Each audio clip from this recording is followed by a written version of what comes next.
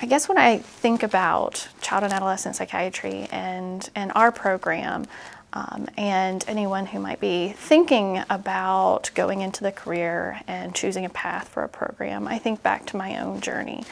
And I remember wanting to train in a place where I had the support and the openness and that everyone always talks about family, but really that kind of support while getting a good foundational understanding of everything that I needed to know. And when I was looking, I felt like I found that at this program. And so that's what I did. And it was so important to me that I decided to stick around. Thankfully, we have a lot of faculty that have backgrounds from lots of different areas, backgrounds from lots of different training programs. But my own personal journey has been that I've seen this program along the span of time and from different angles. And those are the things that I felt were really important to keep.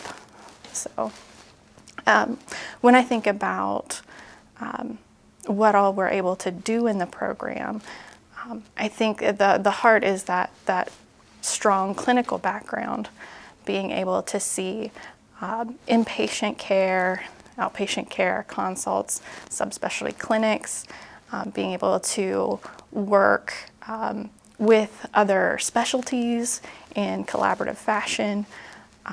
We have all of those things, plus the ability to work on research, also collaboratively, and the teaching piece is really an important part too.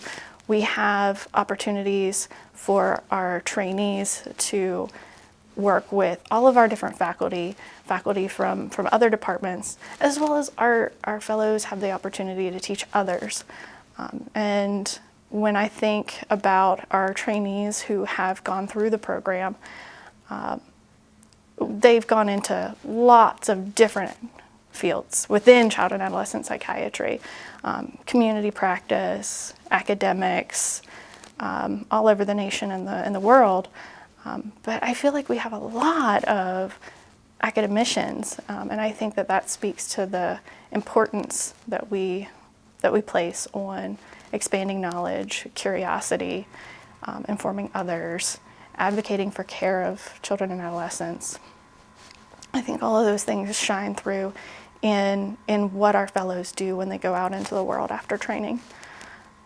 I love the fact that we're able to do all of this while simultaneously having that open door policy, the ability to get to know each other, the ability to celebrate our successes, not only professionally, but just as people. Morgantown is a really great place to live. I feel like we have a lot of resources while at the same point having this down-home feel, having all of the wonderful things that a college university can bring in terms of talent and culture and exposure and experience, while simultaneously providing care to a population that comes to us from across the whole breadth of West Virginia and surrounding states. And we end up providing care to a lot of people who have a lot of need. And that warms my heart every day because they need it so much and they're so appreciative. And we get to be a part of that journey and make a difference. And that is hard to put into words. I do have a lot of candidates who ask about opportunities for therapy exposure and experience and training. And I think that's one of the things that we're really strong with because we have a variety of different therapy clinics that are multidisciplinary with the benefit of watching others do therapy, getting a chance to do therapy yourself with the support of multiple faculty simultaneously. And so at the end, you have the ability to have a whole menu of therapeutic options that you feel comfortable with that can really inform your practice.